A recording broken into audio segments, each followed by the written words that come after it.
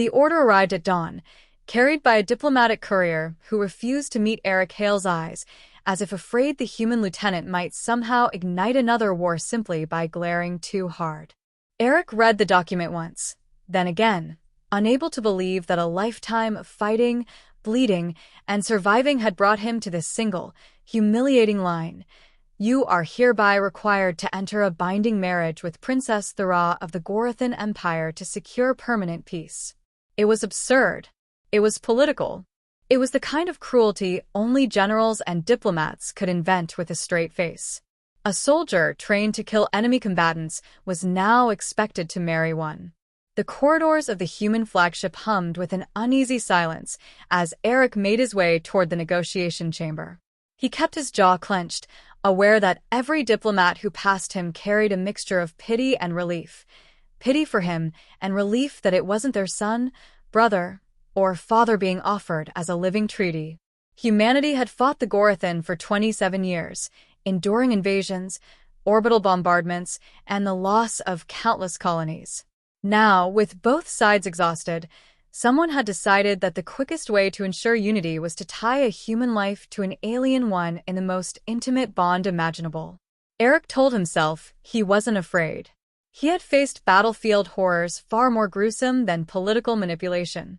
But the truth clung to him like cold mist. He didn't know how to be a husband, and he certainly didn't know how to be a husband to a species that had once tried to wipe out Earth entirely.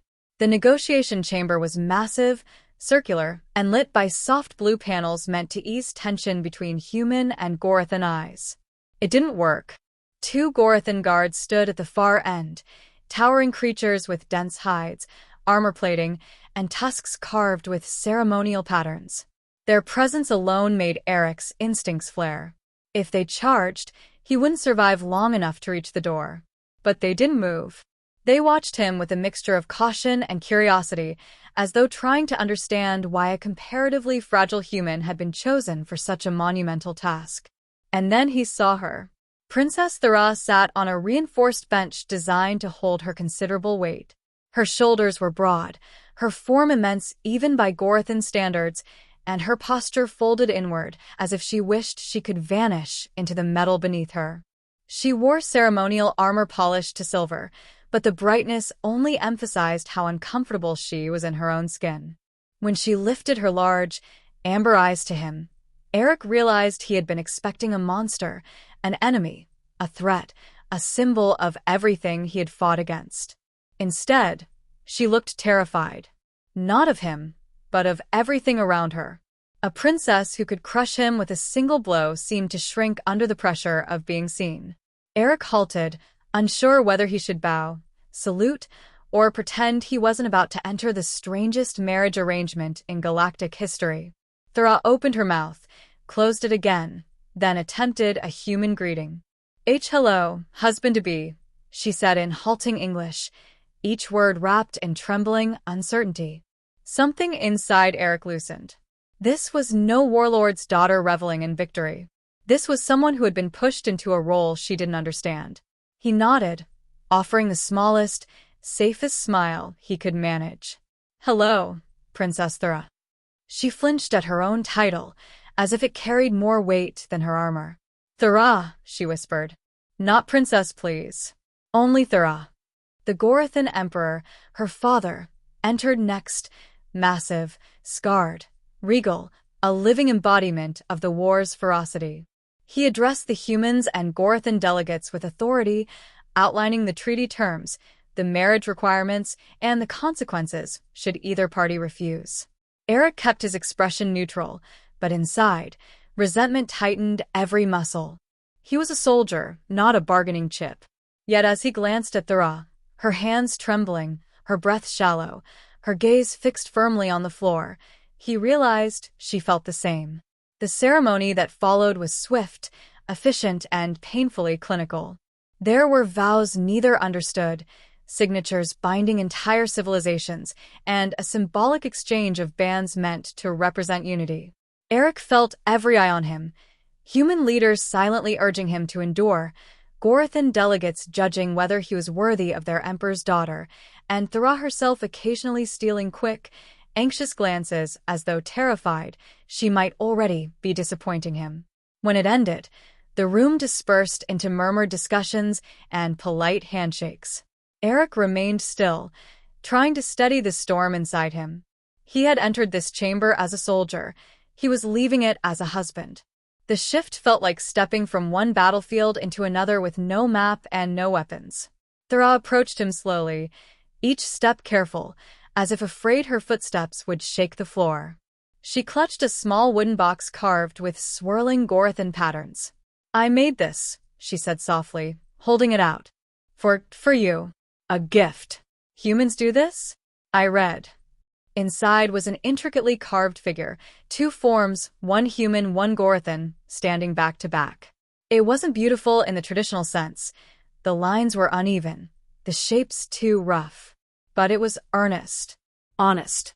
It was a piece of herself. Eric accepted it without speaking, overwhelmed not by the craftsmanship, but by the effort. She had tried.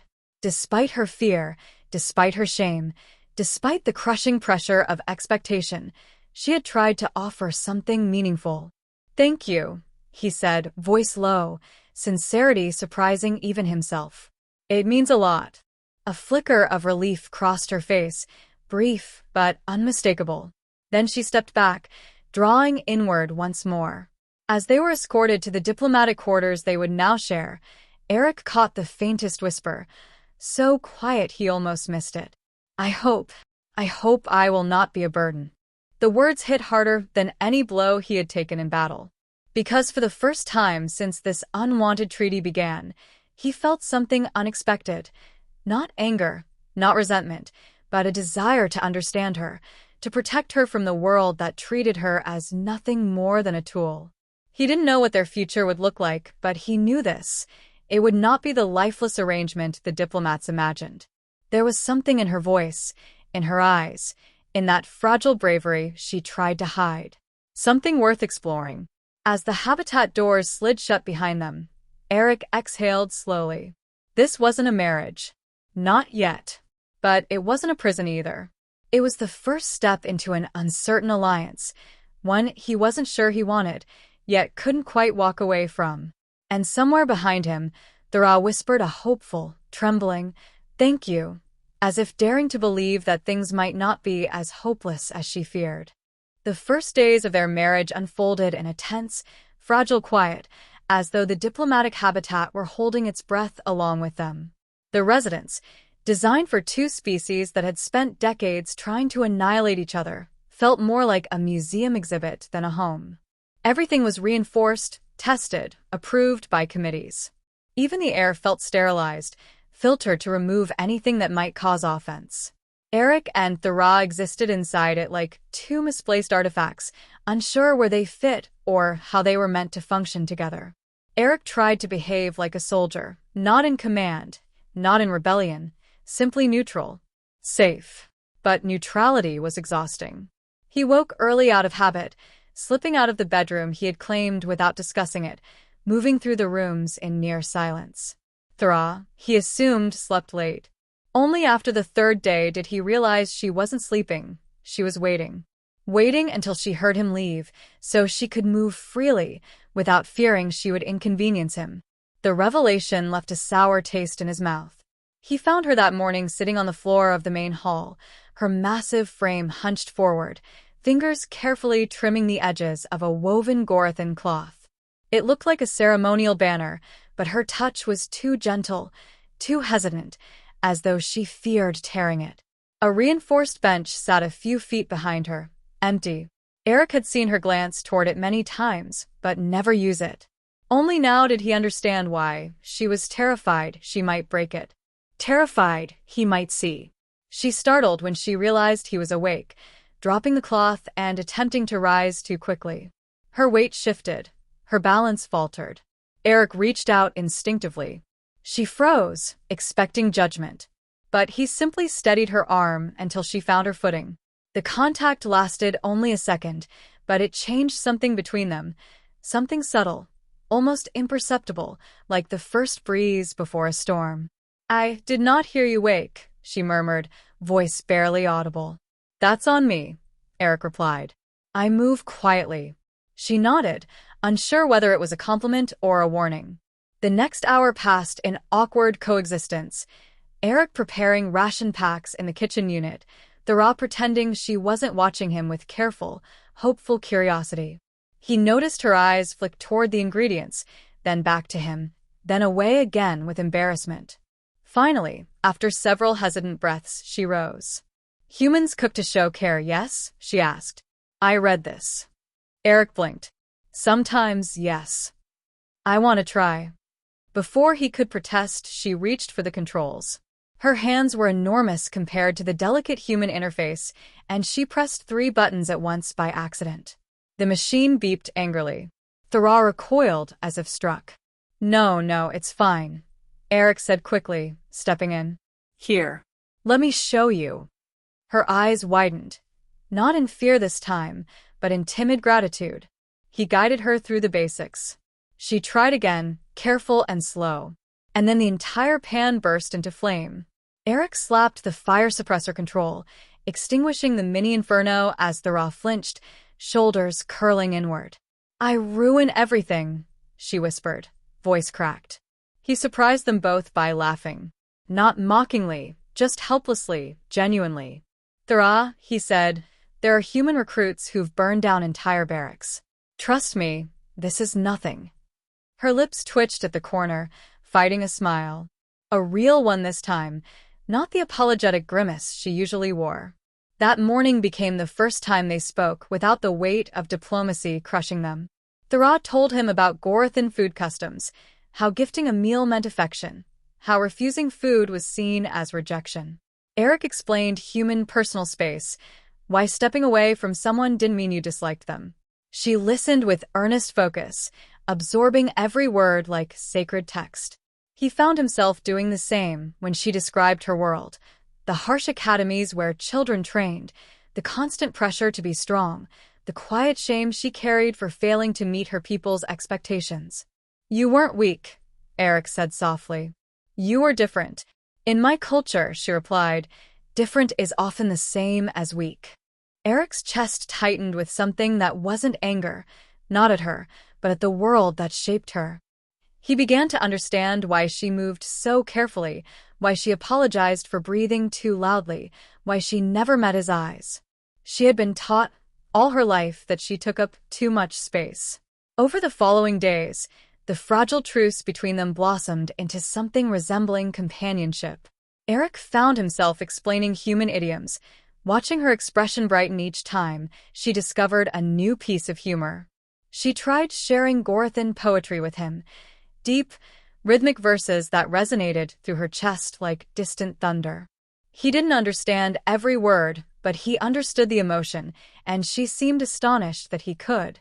Their conversations grew longer. Their silences became less strained. And slowly, the invisible wall between them, built by fear, duty, and misunderstanding, began to erode.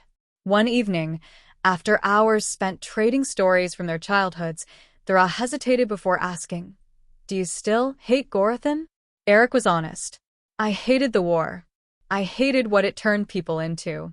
But hatred toward you? No. I don't. Thera lowered her gaze, overwhelmed. I am glad, she whispered. I feared I would live unwanted.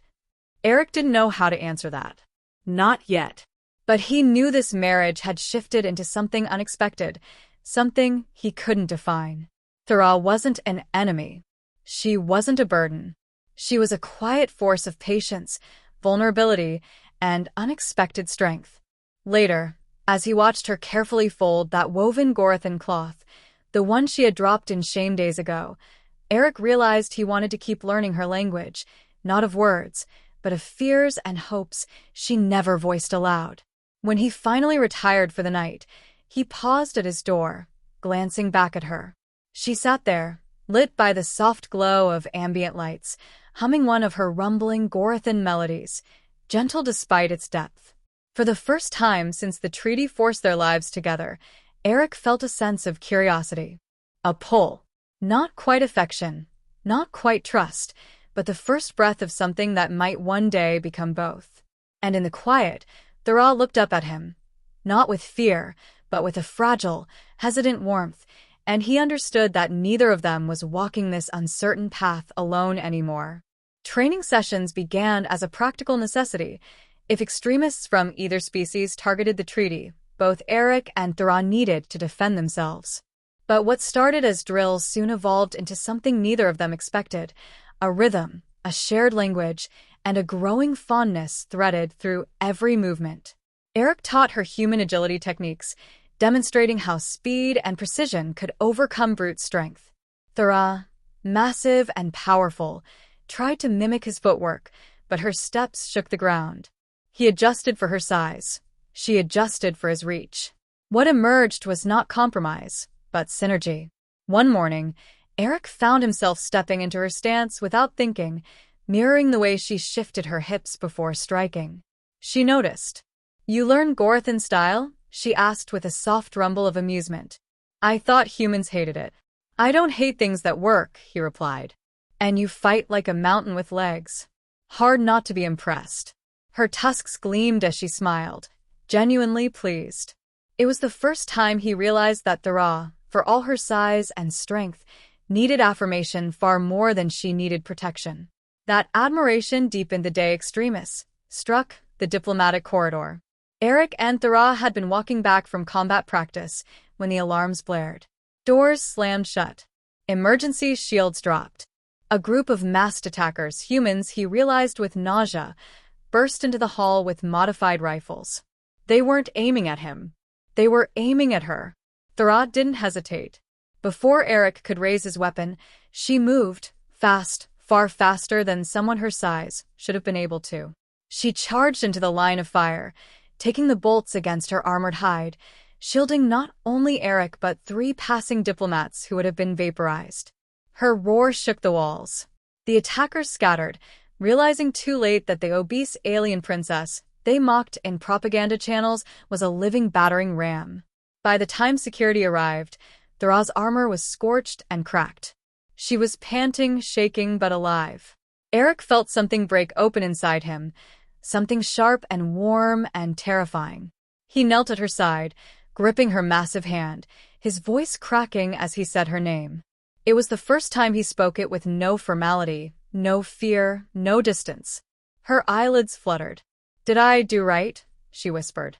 "You saved lives," he said fiercely. "You saved mine." She looked away, ashamed. "I was slow. If I were smaller, more acceptable, maybe I could have." Eric cut her off. "Don't ever say that. You were perfect." She blinked, stunned by the word no one had ever used for her. In the medical bay, Eric refused to leave her side, ignoring every curious glance from doctors and diplomats. He remained even when she slept, his hand resting on hers. For the first time, the reality of their forced marriage felt irrelevant. What mattered was the person lying injured before him. A person who had been mocked, underestimated, dismissed, and who had risked everything without hesitation. When Thera woke hours later, she found him still there, slumped in the chair, dark circles under his eyes. She studied him quietly before whispering, "Humans stay with ones they care for." "Yes." Eric startled awake. Their eyes met. He didn't look away. "Yes," he said softly. "They do." Something fragile and unspoken bloomed in the silence between them. Over the following days, their bond grew in gentle, unexpected ways. Thera began confessing pieces of her past, the bullying, the expectations, the isolation. Eric shared his own scars from war, the nightmares he hid behind hardened discipline. They learned each other's humor, fears, and rhythms. Thera's quiet rumbling laugh became the sound Eric listened for without realizing it. Eric's calm voice became the anchor Thera clung to at night when memories twisted into shadows.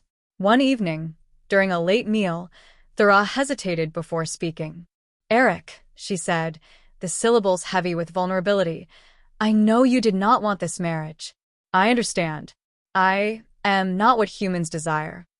Eric froze, fork halfway to his mouth. "Thera." "It is all right," she murmured. "I know how I look, how I sound. I know my size frightens most people. I know they think I am unworthy. His chest tightened. Do you think I'm here because I'm forced? She looked down. Yes. He set the fork aside and leaned forward. Do you think I would stay by your side after the attack if I didn't want to? Her hands trembled, the massive fingers curling into her palms. I do not know what to believe, she admitted. Every time I think you care, I fear it is sympathy, not truth. He exhaled slowly. Thera, listen to me. Her eyes lifted to his. You're brave. You're kind. You saved lives without thinking twice. You've never once lied to me or judged me or treated me like I was less than you. Why wouldn't I care? Her breath caught, a soft, shaky sound. No one has ever said that to me. Eric felt anger burn at the thought, anger at the world that made her doubt her worth. He reached out, placing his hand over hers. The size difference was absurd, yet the contact felt right. Natural. Her fingers curled around his gently, as if holding something precious. Their conversations became deeper after that night. Thera began to enter rooms without apologizing for existing. Eric found himself seeking her company even when duty didn't require it. They trained together with new purpose, their bodies learning each other's rhythms, their movements syncing until they moved almost like one. But as their bond strengthened, so did the danger around them. Whispers of extremist plots filled the diplomatic channels. Threats surfaced from both human factions and Gorthan radicals who saw their union as betrayal. The peace treaty, once celebrated, became a target. And somewhere inside the human command structure, someone was feeding information to the extremists. Eric discovered this too late. One night, while reviewing patrol logs, he stumbled across restricted access data showing the layout of their habitat had been transmitted off-network. Someone he trusted had delivered their location to enemies who wanted Thera dead. Rage and fear collided inside him. He rushed to her quarters and Thera, sensing the storm inside him, stood immediately, ready for battle, without knowing the threat. Thera, he said, breath unsteady. Someone is coming for you. Her eyes widened, not with fear, but with a fierce, protective resolve. For us, she corrected, stepping to his side. They come for both of us. In that moment, under the harsh glow of the emergency lights, Eric realized the truth he had been avoiding. He wasn't protecting her out of duty or kindness. He was protecting her because losing her would break him, and the battle to come would prove exactly how far he was willing to go. The days that followed unfolded with an uneasy rhythm, a fragile balance between duty, resentment, and the small flickers of understanding that neither Orion nor Seraphina could fully ignore. Their forced marriage had become a political symbol across the Empire, replayed on holoscreens and broadcast to distant colonies, yet inside the private chambers of the royal citadel, it felt less like a union of species and more like a battlefield where two wounded hearts circled one another carefully, afraid to strike and equally afraid to surrender. Orion tried to convince himself that his tolerance toward her was merely strategy, a way to keep the peace long enough for Earth's delegation to negotiate safer terms, but every time he saw her flinch at her father's booming voice or withdraw into herself when courtiers whispered, a quiet part of him recognized something painfully familiar: loneliness wrapped in armor. When the Emperor summoned them to attend a diplomatic banquet meant to display harmony between their peoples, the atmosphere became an unforgiving test of what they had built so far. Seraphina walked beside Orion with measured steps, dressed in ceremonial robes that shimmered like fractured starlight, yet she avoided every reflective surface, as though even the faintest glimpse of her own image might undo her. The hall was filled with alien nobles whose expressions varied between suspicion and thinly veiled amusement, and their stares weighed heavily on her. Orion felt the shift in her breathing before she whispered a request he had not expected. She asked him to stay close.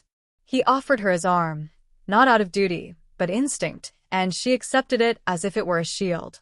Their unity was tested almost immediately. A Xerian warlord approached, his tone casually cruel as he questioned why a human soldier had been chosen over far superior suitors from their own species. Before Seraphina could shrink back, Orion stepped forward, answering with a leveled voice that left no room for mockery.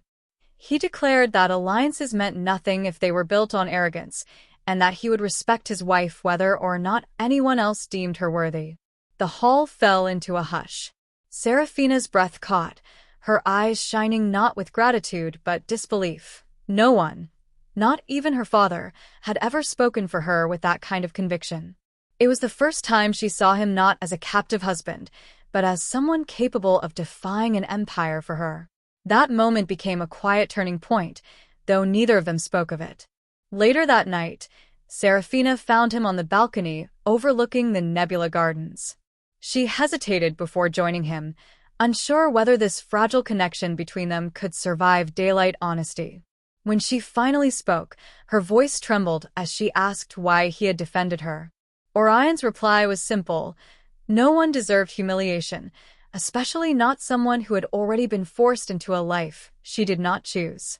His words disarmed her more effectively than any weapon.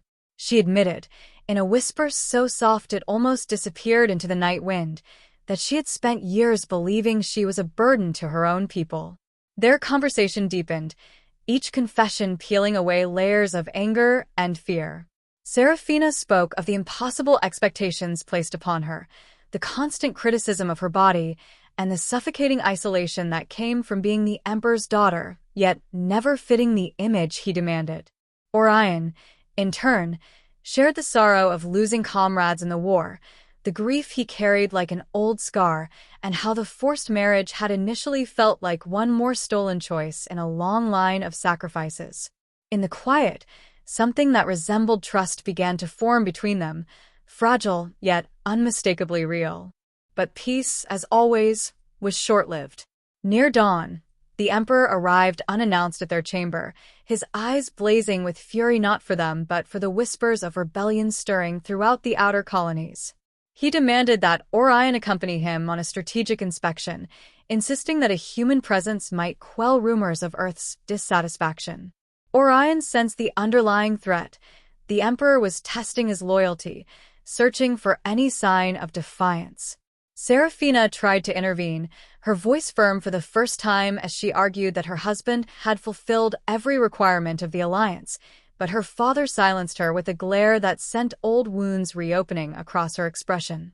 As Orion prepared to leave, Seraphina followed him to the transport bay. The corridors felt colder than ever, their earlier warmth swallowed by the looming shadow of political danger.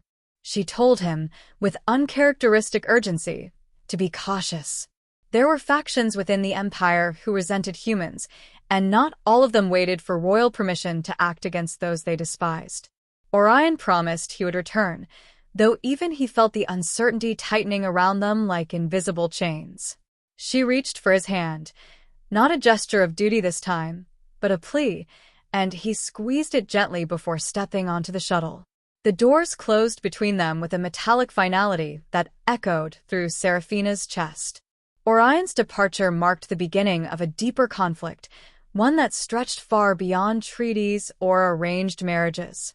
The Empire was shifting, alliances were trembling, and somewhere in the fragile space between fear and hope, a bond was forming that neither of them fully understood yet. Their story was no longer just about survival or political convenience. It had become a journey towards something far more dangerous, love born in the heart of an empire built on violence and expectation, a love that could either unite their worlds or shatter them completely.